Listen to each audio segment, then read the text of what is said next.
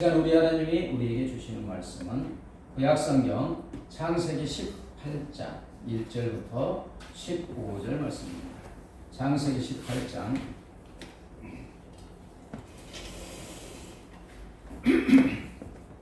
창세기 18장 1절부터 15절 저와 여러분이 한 절씩 받들어 읽겠습니다.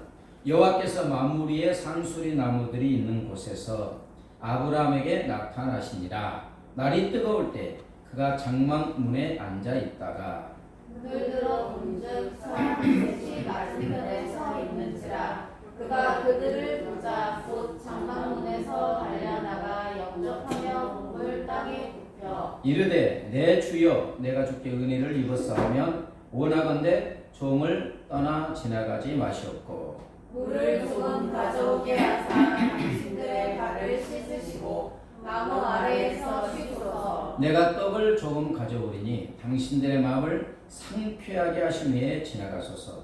당신들이 종에게 오셨음이니이다. 그들이 이르되 네 말대로 그리하라. 아브라함이 급히 장막으로 가서 사라에게 이르되 속히 고가루 새 쌀을 가져다가 반죽하여 떡을 만들라 하고 아브라함이 또 가축대 있는 곳으로 달려가서 기름지고 좋은 송아지를 잡아 가인에게 주니 그가 급히 요리한지라. 아브라함이 엉킨 젖과 우유와 하인이 요리한 송아지를 가져다가 그들 앞에 차려놓고 나무 아래 모셔 섬에 그들이 먹으니라. 그들이 아브라함에게 이르되 네 아내 사라가 어디 있느냐? 대답하되 장막에 있나이다. 그가 이르시되 내년 이맘때 내가 반드시 내게로 돌아오리니 내 아내 사라에게 아들이 있으리라 하시니 사라가 그들이 장막문에서 들었더라. 아브라함과 사라는 나이가 많이 늙었고 사라에게는 여성의 생리가 끊어졌는지라. 사라가 속으로 웃고 이르되 내가 노쇠하였고 내 주인도 늙었으니 내게 무슨 즐거움이 있으리요. 여호와께서 아브라함에게 이르시되 사라가 왜 웃으며 이르기를 내가 늙었거늘 어떻게 아들을 낳으리요 하느냐. 여호와께 능하지 못한 일이 있느냐. 기한이 이를 때에 내가 내게로 돌아오리니 사라에게 아들이 있으리라. 같이 읽습니다. 사라가 두려워하여 부인하여 이르되 내가 웃지 아니하였나이다. 이르시되 아니라 내가 웃었느니라. 어떤 여집사님이 기도원에서 목이 쉬는 목소리로 하나님 한 번만 만나주세요. 하나님 한 번만 만나주세요. 기도를 쉬지 않고 반복하고 있습니다. 그런데 여러분 이 집사님 왜 이렇게 기도합니까? 하나님을 만나면 되지 않겠습니까? 네. 그러나 이 집사님이 이렇게 간절히 기도한 것은 우리 인간 편에서 아무리 하나님을 만나려고 해도 우리 스스로는 하나님을 만나는 것이 불가능하기 때문에 그렇습니다. 내가 그냥 언제든지 만날 수 있으면 좋은데 그러면 우리가 어떻게 하나님을 만나 배울 수 있겠습니까? 하나님이 우리를 찾아와 주실 때 만날 수 있는 줄 믿습니다. 주권이 나에게 있는 게 아니고 하나님께 있어요. 그래서 하나님 만나주세요. 물론 하나님이 찾아오셔서 만나주시면 그분의 간절한 기도 내용이 해결되겠죠. 그래서 만나달라는 거예요. 오늘 말씀은 하나님이 전지전능한 우주보다 더 크신 하나님이 사람을 친히 찾아와 만나주시고 필요적절한 은혜를 주시는 내용입니다. 자, 1절 보면 여호와께서 만무리에 상수리 나무들이 있는 곳에서 아브라함에게 어떻다고요? 나타나십니다. 날이 뜨거울 때 그가 장막문에 앉아있다가 2절 눈을 들어본즉 사람 셋이 맞은편에 서 있는지라. 자, 어떻다고요? 여호와께서 아브라함에게 어떻다고요? 나타나십니다. 그런데 본문에서 하나님은 어떤 모습으로 오셨습니까? 예, 사람으로 오셨어요. 사람의 모습으로 아브라함을 찾아오신 것을 알 수 있습니다. 이 사람 셋이 찾아왔는데 그 중에 한 분은 하나님이고 두 명은 천사들입니다. 이것을 어떻게 알 수 있느냐 하면 여기가 18장이잖아요. 19장에 보면 이 세 사람 중 둘이 소돔을 방문하는데 그 둘을 천사라고 표현하고 있어요. 창세기 19장 1절에 보면 저녁 때 그 두 천사가 소돔에 이르니, 그런데 또 18장에는 여호와께서 아브라함에게 나타나십니다. 근데 나타난 것은 세 사람이에요. 그죠? 두 사람은 천사고 한 분은 하나님이시라. 그리고 본문에서 나타나시니라의 원어는 라인데 보다 조사가 관심을 가지다의 뜻이 있습니다.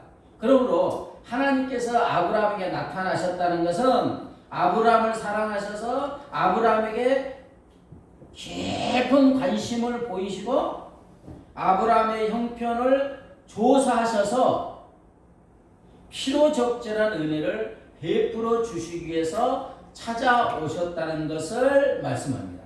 나타나시니라의 원어에 이런 뜻이 있다는 거예요. 본문을 읽어보면 마치 다정한 친구끼리 만나서 오손도손 대화하는 정겨운 모습이죠. 그러잖아요. 그런데 실상 오늘 본문의 내용은 우주 만물을 창조하신 전지전능하신 하나님께서 먼지와 같은 인간과 대화하는 내용입니다. 어떻게 먼지 같은 인간이 전지전능하신 하나님, 우주보다 더 크신 하나님을 만나서 대화할 수 있겠습니까? 이것은 절대로 원래 불가능한 일입니다. 근데 어떻게 이런 일이 가능합니까? 그것은 전능하신 하나님이 친히 인간을 찾아오시되 어떻게 찾아오시세요? 인간의 모습으로 찾아오셨기 때문에 오늘 본문의 내용이 친구끼리 만나서 정겹게 대화하는 모습입니다. 하나님이 이제 우리를 찾아오시는데 지구만치 큰 모습으로 찾아오시면 어떻게 할까요? 네? 지구만치 큰 모습으로 찾아오면 지금 여러분 지구 보이십니까? 지구가 워낙 크기 때문에 원래 지구가 둥글잖아요. 근데 워낙 크기 때문에 우리가 평지에 있는 것 같잖아요. 그러면 하나님께서 뭐 몇천 미터도 아니고 몇백 미터 그 높은 큰 산과 같은 모습으로, 그러니까 그렇게 큰 모습으로 찾아오시면 어떻게 되겠습니까? 그래도 하나님을 제대로 볼 수가 없고 만날 수 없습니다. 그런데 우리 하나님은 오늘 인간의 눈높이로 찾아오셨습니다. 인간의 모습으로 찾아오신 것입니다. 여러분, 하나님은 이처럼 우리를 찾아오시되 우리가 알 수 있는 방법으로 찾아오시는 줄 믿습니다. 그래서 우리가 하나님을 만납니다. 이제 왕정 시대에 일반 백성이 아무리 원하고 원해서 왕을 만나려고 하면 만날 수 있습니까? 만날 수가 없어요. 만약 억지로 나 왕을 만나야 되겠어. 그리고 왕궁 쳐들어가면 그냥 죽임을 당합니다. 그러잖아요. 그러나 왕이 이 백성의 소원을 알고 그냥 왕궁을 나가서 친히 백성이 있는 곳으로 찾아가면 왕을 만나게 되는 것입니다. 이처럼 만왕의 왕이신 하나님이 우리를 찾아오신다는 것은 왕이 일반 백성을 찾아가는 것과는 비교할 수 없이 크신 어마어마한 은혜 중에 은혜인 줄 믿습니다. 하나님이 우리를 찾아오신다는 것. 그러나 하나님이 이렇게 우리를 찾아오시는 이유가 있겠죠. 왜 찾아오십니까? 우리 삶에 필요 적절한 은혜를 주시기 위해서 찾아와 주시는 줄 믿습니다. 필요 적절한 은혜를 주시기 위해서. 본문에서 하나님께서 아브라함을 찾아오신 이유가 뭐예요? 아브라함과 사라에게 가장 절실한 소원, 가장 필요한 건 뭐예요 지금? 자식이에요, 자식이. 자녀라고. 근데 지금 이때 아브라함의 나이는 99세, 사라의 나이는 89세. 이게 끊어졌어요. 생리가 끊어졌기 때문에 인간으로서는 자식을 갖기가 절대 불가능한, 이미 소원을 접었을 수도 있어요. 그러나 저 깊은 곳에서는 간절히 원하겠죠. 이 가장 필요한 은혜, 자식을 주시기 위해서 하나님이 친히 인간의 모습으로 찾아오신 것입니다. 10절에 보면 그가 이르시되 내년 이맘때 내가 반드시 네게로 돌아오리니 네 아내 사라에게 아들이 있으리라. 아멘. 이 약속대로 하나님은 다음에 그죠? 아브라함 100세 사라 나이 90세에 아들 이삭을 주시는 것입니다. 아멘. 하나님이 우리를 그렇습니다. 우리 하나님은 시시때때로 우리를 찾아오셔서 우리에게 필요적절한 은혜를 주시는 줄 믿습니다. 이렇게 우리를 찾아오셔서 필요적절한 은혜를 주시는 하나님은 마치 갓난아이의 필요를 채워주는 엄마와 같습니다. 엄마는 갓난아이의 필요를 아이보다도 더 잘 알고 있어서 필요할 때마다 짠 하고 나타나서 필요를 채워줍니다. 기저귀도 갈아주고 대소변을 치워주고 또 잠도 재워주고 젖과 우유를 먹여주고 안아주고 보호해주고 키워줍니다. 앙 하고 울면 다른 일을 하다가도 그냥 총알같이 달려와서 필요를 채워주는 것입니다. 이처럼 우리 하나님도 우리의 필요를 아시고는 시시때때로 찾아오셔서 지금도 필요적절한 은혜를 우리에게 베풀어주고 계시는 줄 믿습니다. 시편 43편 5절 볼까요? 시편 43편 5절 시작. 내 영혼아 네가 어찌하여 낙심하며 어찌하여 내 속에서 불안해하는가. 너는 하나님께 소망하라. 그가 나타나 도심으로 말미암아 내 하나님을 여전히 찬송하리로다. 이게 시편 여기는 다윗이 쓴 거잖아요. 다윗이 사울에게 십수년 동안 사울이 죽이려고 할 때 쫓겨다니고 또 아들 압살롬이 반역을 해서 쫓겨갈 때 아주 험악한 세월을 살았는데 이때 낙심하고 불안할 때 하나님이 찾아오셨다는 거예요. 여러분 우리 영혼이 불안해하고 낙심할 때 하나님이 찾아오셔서 필요적절한 은혜를 베풀어 주시는 줄 믿습니다. 그래서 우리 안에 가득했던 불안과 낙심을 아침 햇살의 안개처럼 사라지게 하시고 찬양과 기쁨으로 가득 채워주시는 줄 믿습니다. 성경의 인물 중에서 아주 드라마틱한 인생을 산 사람이 있어요. 딱 누가 생각납니까? 요셉. 예, 요셉도 그렇고. 그러면 요셉도 그렇고 또 한 명 아주 드라마틱한 험악한 세월을 산 사람이 있습니다. 야곱입니다. 그의 삶을 보면 마치 우리들의 인생 같아요. 우리들의 인생 같아요. 야곱의 삶은 그가 이제 이집트에 들어가잖아요. 바로 황제 앞에서 말하는데 참으로 험악한 삶이었다고 그가 고백합니다. 창세기 47장 9절 볼까요? 시작. 야곱이 바로에게 아뢰되 내 나그네 길의 세월이 130년이니이다. 내 나이가 얼마 못 되니 우리 조상의 나그네 길의 연주에 미치지 못하나 험악한 세월을 보내었나이다. 읽어보면 뭐 사랑하는 아들 요셉을 아들들이 이렇게 해놓고 짐승에게 찢겨주겠다 하면서 아주 진짜 험악한 삶이에요. 야곱이 바로에게 그 말을 할 때 나이가 130세였는데 그의 결국은 무엇입니까? 험악한 세월을 살았다는 거예요. 그런데 이런 야곱의 삶은 결국 성공적이고 위대한 삶으로 마지막을 장식하고 있습니다. 야곱은 어떻게 그런 험악한 세월, 수많은 고난이 있는 삶이었음에도 불구하고 이것들을 극복하고 위대한 삶을 살 수가 있었습니다. 시마다 때마다 하나님이 그를 찾아오셔서 필요적절한 은혜를 베풀어 주셨기 때문인 줄 믿습니다. 야곱이 이제 형과 아버지를 속이고 형 예서가 받을 축복을 가로챘지요. 아주 비열해요, 비열해. 예서가 사냥에서 돌아보니까 야곱이 다 가르친 거예요. 화가 여기 머리 끝까지 치면 예서가 야곱을 죽이기로 결심합니다. 그래서 야곱은 불이 났게 엄마의 공고를 들어서 외삼촌 라반의 집으로 그냥 정신없이 도망갑니다.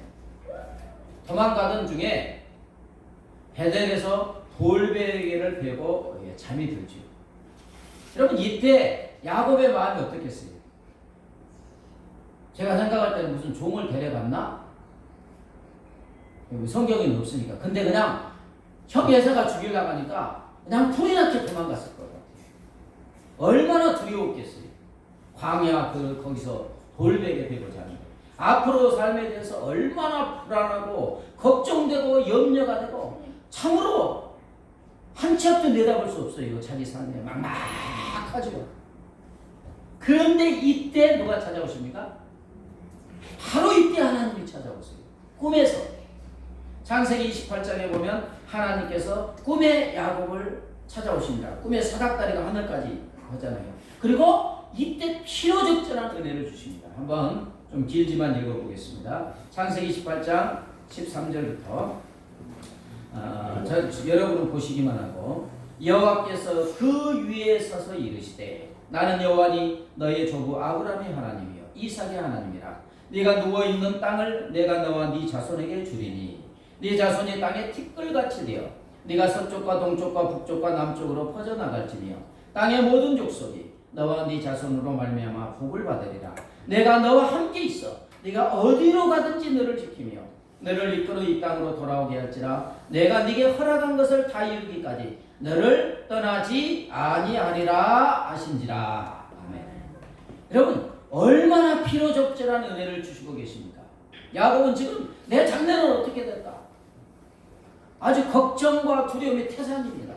이런 야곱에게 하나님이 그때 바로 나타나셔서 찾아오셔서 야곱이 누워있는 땅을 야곱과 자손에게 주리라 하시고 야곱의 자손이 땅에 티끌같이 많아지게 하시고 야곱의 자손으로 말미암아 땅의 모든 족속이 복을 받게 하신대요. 내일에 대해서 너무너무 염려되는데 하나님이 야곱의 인생의 장래를 쫙 펼쳐주시는 거예요. 인생을 불살라 이루고 싶은 위대한 꿈과 비전을 심어주고 계시는 것입니다. 앞을 한참도 내다보는데 쫙 가르쳐 주시는 거예요. 장래에 대한 불안과 두려움이 하나님이 나타나서 이 은혜를 주시니까 눈 녹듯이 싹 사라지고 있어요. 거기다가 지금 부모를 떠나잖아요. 거기다가 부모를 떠나 의지할 데 없는 야곱에게 하나님이 말씀하십니다. 야곱아, 네가 어디로 가든지 내가 너와 함께하고 너를 지켜주고 내가 너에게 약속한 것을 다 이루기까지 너를 떠나지 아니하고 결국 내가 너를 이끌어서 이 고향, 부모가 있는 고향으로 돌아오게 하여 주시겠다. 여러분 하나님은 야곱을 친히 찾아오셔서 가장 필요적절한 은혜를 베풀어 주고 계시는 줄 믿습니다. 정확하게 아시고 자, 이 약속을 받은 야곱은 아주 용기를 얻고 비전을 품고 삼촌 라반의 집에 도착합니다. 그렇다고 인생이 또 뭐 18자 고속도로처럼 항상 그런 거 아니잖아요. 삼촌 라반의 집에서 몇 년간 무슨 살이 합니까? 20년을 무슨 살을 하죠. 14년은 라헬과 레아 두 아내의 품삯으로 머슴살이를 합니다.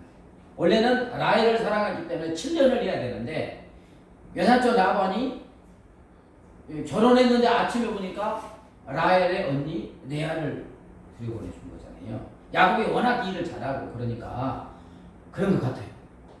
그래서 라헬도 줄 테니까 7년 더 해라. 그래서 14년간 머슴살이를 하고 6년은 이제 진짜 품삯을 받는 가축을 품삯으로 받는 머슴살이를 합니다.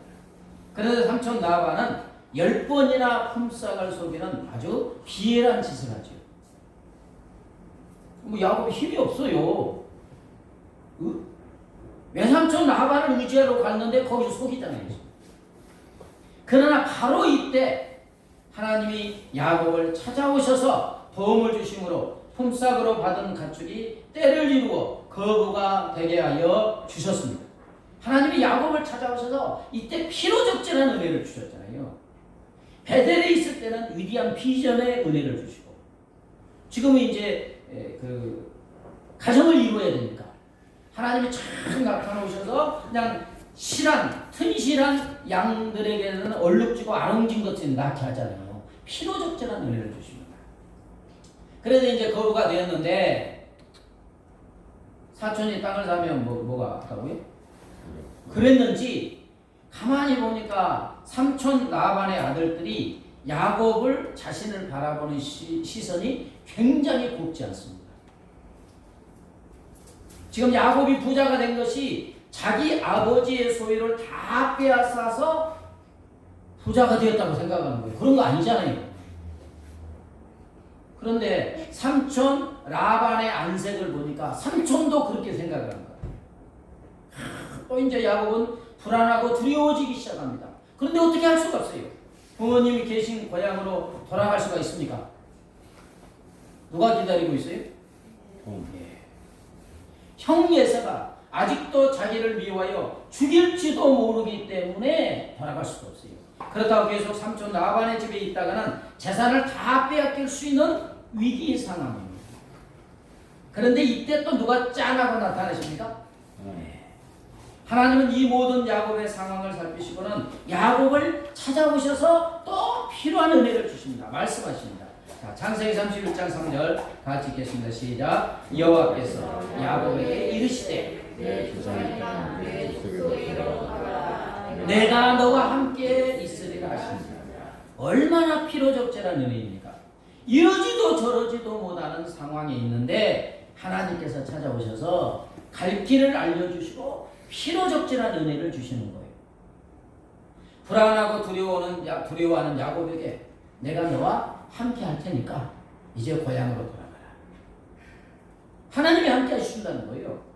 그래서 이 용기를 얻은 야곱은 그리운 고향을 향하여 출발하고 드디어 야복 나루 시내에 도착했습니다. 이 시내를 건너면 어디입니까? 고향 땅 가나안. 그런데 들려온 소식은 형 예서가 몇 명을 데리고 와요? 400명. 장정 400명을 데리고 온다는 거예요. 아니 동생이 오는데 몇 명 데리고 가면 되지. 장정 400명, 이게 군대예요, 군대.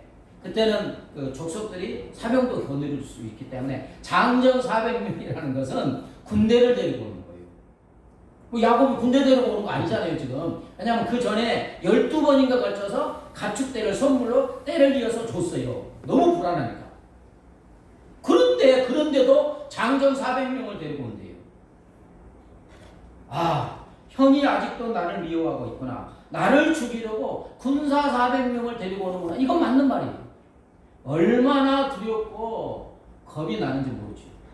어떻게 이 위기를 벗어날 수 있는 길이 보이지 않습니다. 근데 바로 이때 또 하나님이 야곱을 찾아와 주신 줄 믿습니다. 하나님이 찾아오셨어요. 천사가 씨름하잖아요. 하나님이 찾아오신 거예요. 야곱은 찾아오신 하나님을 붙잡고 죽기 살기로 기도합니다. 뼈가 부러질 정도로 기도하는 게 뭐냐? 하나님 나 좀 축복해 주세요. 하나님 내 영 예서의 손에서 내 생명 좀 구원해 주세요. 조실 우리 하나님이 야곱의 이 간절한 소원을 어찌 들어주시지 않겠습니까? 지금 하나님께서 야곱을 찾아오신 것은 야곱을 에서의 손에서 구원해 주시고 고향 땅에서 어떤 비전 있는 삶을 살 수 있는가 필요한 은혜를 주시기 위해서 찾아온 것입니다. 이제 야곱이 형 예서를 만납니다. 그런데 어떻게 이럴 수가 있습니까? 형 예서가 달려와서는 야곱을 끌어안고 목을 어긋맞추고 막 우는 거예요. 이게 어떻게 가능해요? 야곱 동생이 온다고 하니까 장정 400명 군대 데리고 온 것은 죽이려고 오는 거예요. 근데 오는 도중에 마음이 바뀐 거죠. 자, 33장 4절에 보면 이쪽 한번 읽어볼까요? 시작. 예서가 달려와서 그를 맞이하여 안고 목을 어긋맞추어 그의 입 맞추고 서로 우니라. 이 간단한 자리에서 절절함이 나타납니다.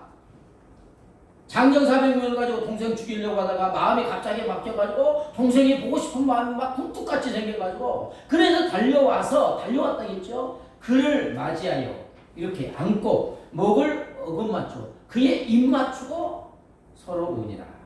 하나님의 예서의 살기등등한 마음을 바꾸어 주신 줄 믿습니다. 동생을 불쌍히 여기고 사랑하는 마음을 부어주신 것입니다.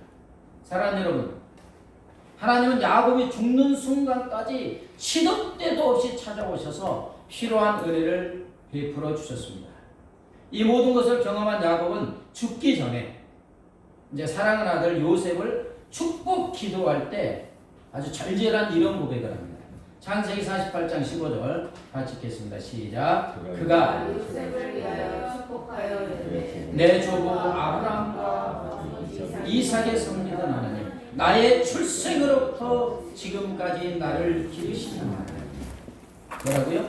나의 출생으로부터 지금까지 나를 기르시는 하나님. 여러분, 야곱이 147세를 살고 죽습니다. 야곱은 지금 죽기 전 147년의 인생을 쫙 되돌아보니까 147년에 파란만장했던 사람이 파노라마처럼 쫙 지나갑니다. 그런데 147년의 인생을 야곱은 결론 짓습니다. 무엇입니까? 자기 출생으로부터 147년간의 삶은 오직 하나님이 자기를 길러주신 결과라고 고백하고 있는 거예요. 하나님이 147년 동안 시도 때도 없이 찾아오셔서 피로적절한 은혜를 베풀어 주시면서 자기를 길러주신 결과라는 감격의 고백을 하고 있는 줄 믿습니다. 그렇습니다. 야곱의 평생에 걸쳐 시시때때로 찾아오셔서 피로적절한 은혜를 베풀어 주신 우리 하나님께서는 우리에게도 지금 동일한 은혜를 베풀어 주고 계시는 줄 믿습니다. 여러분, 오늘 우리가 이렇게 여기서 살고 있고 예배드리고 있는 것은 우리 하나님이 시시때때로 우리를 찾아오셔서 피로적절한 은혜를 베풀어 주신 결과인 줄 믿습니다. 아마도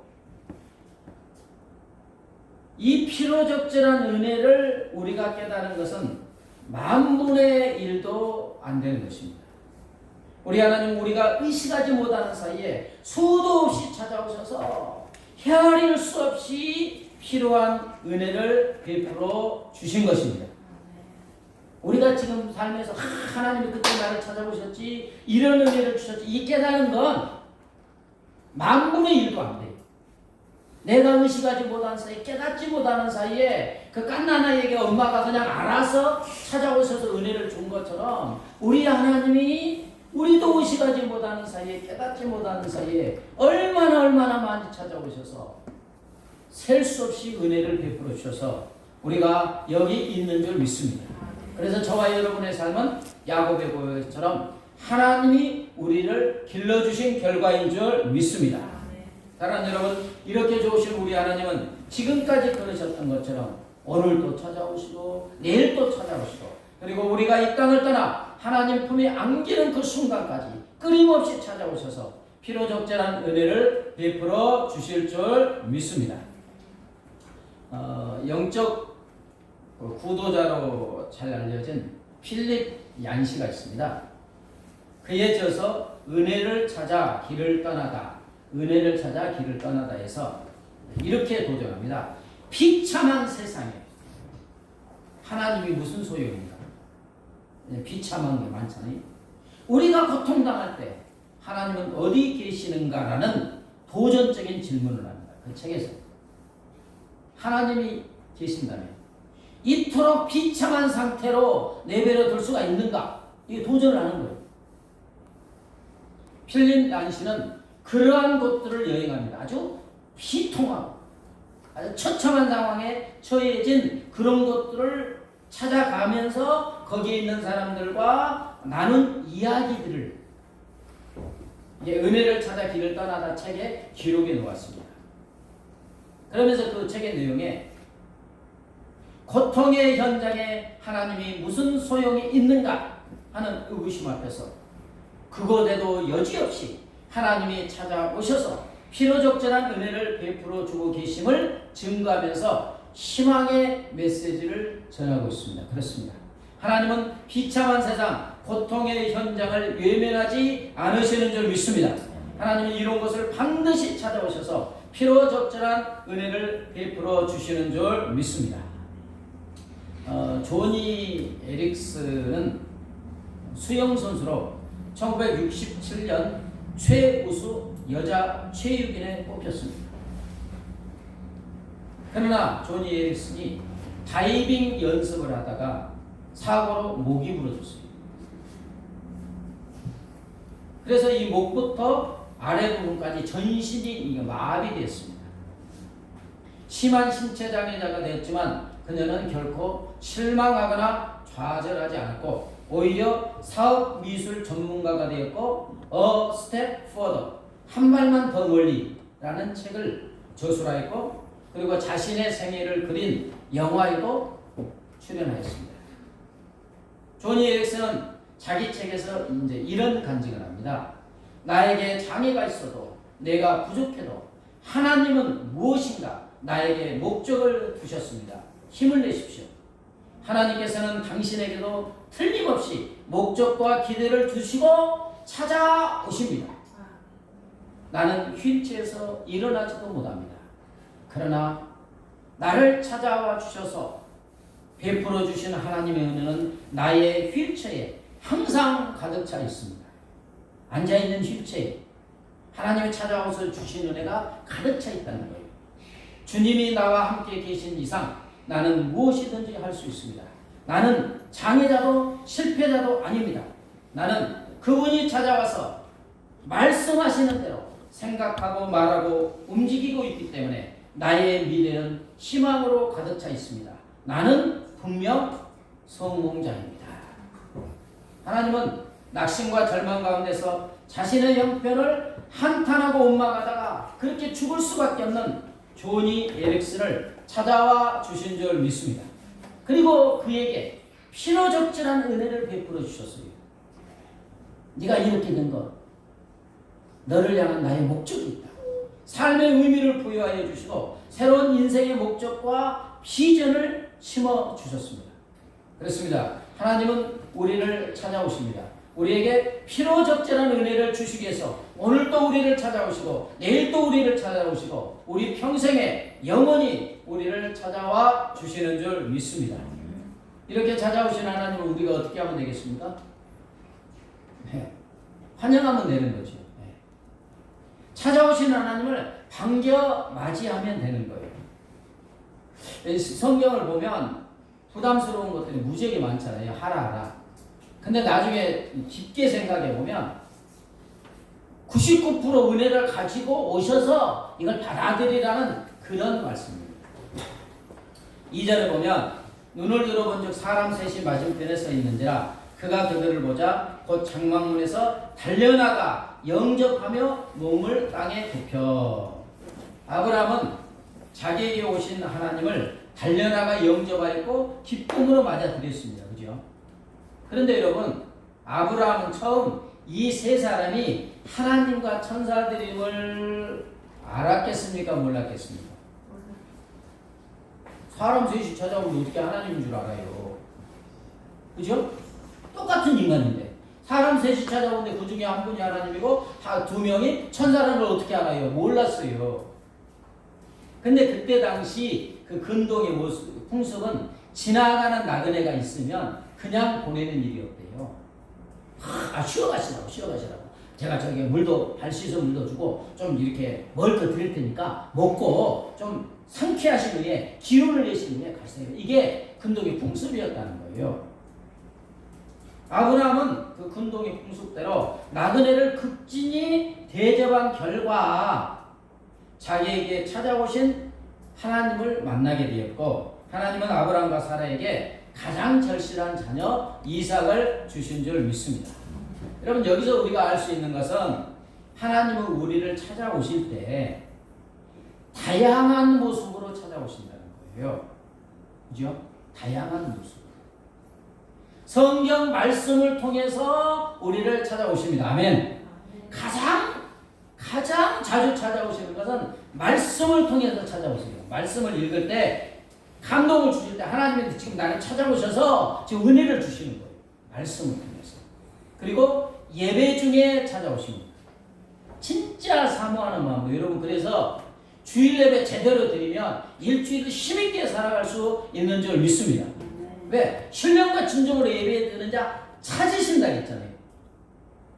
그럼 찾으시면 우리가 예배 드릴 때 하나님이 먼저 여기 찾아와 임재하여 주시는 줄 믿습니다. 그 믿음을 가지고 하나님 오늘 예배 드리러 갑니다. 먼저 오신 하나님 나를 내 마음속에 찾아오셔서 나 만나주세요.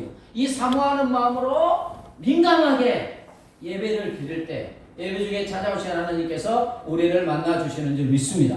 여러분 인생의 모든 문제는 하나님을 만나는 순간에 끝납니다. 아멘. 전지전능하신 하나님이 만나주신다는 것은 찾아와서 만나주신다는 것은 우리에게 어마어마한 은혜를 주시는 거예요. 그리고 또 설교 말씀을 통해서 우리에게 찾아와 주시는 줄 믿습니다. 어떤 때는 사람을 통해서 찾아오십니다. 어떤 때는 건우의 말을 통해서도 엄마에게 찾아오십니다. 그죠? 아이들을 통해서도 찾아오시고, 어떤 때는 꿈을 통해서도 찾아오시고, 어떤 때는 우리의 삶의 어떤 사건을 통해서도 하나님은 찾아와 주시는 줄 믿습니다. 어쨌든 하나님께서는 시도 때도 없이 우리의 삶에 필요한 것이 있으면 그때마다 찾아와 주십니다. 그렇기 때문에 찾아오신 하나님을 기다리는 거예요. 이때 하나님이 어떤 모습으로 나를 찾아오실까 기다리다가 찾아오신 하나님을 기쁨으로 맞아들여야 될 줄 믿습니다. 이때 우리는 하나님을 만나고 하나님이 우리 삶에 주시고자 하는 필요적절한 은혜를 받아 누리게 될 줄 믿습니다. 말씀을 정리합니다. 하나님은 우리를 찾아오고 계십니다. 오늘도 내일도 우리 평생에 영원히 찾아와 주시는 줄 믿습니다. 그래서 필요적절한 은혜를 주십니다. 우리 모두 지금도 끊임없이 찾아오신 하나님을 기다리다가 기쁨으로 맞아들이는 저와 여러분이 되기를 주님의 이름으로 축복합니다. 그 크신